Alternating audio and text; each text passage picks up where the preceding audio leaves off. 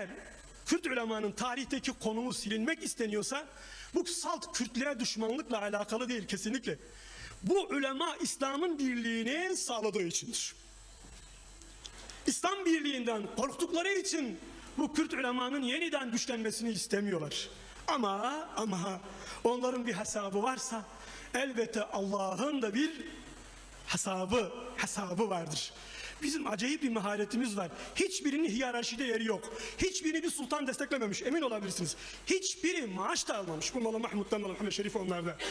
Ama Yüce Allah onları Cudi Dağı'nın Hazreti Nuh'un gemisinin konması gibi yeryüzünün imamları arasında katmış. İnşallah sizin de talebelerinizin arasından bu ümmetin halifeleri yetişecek.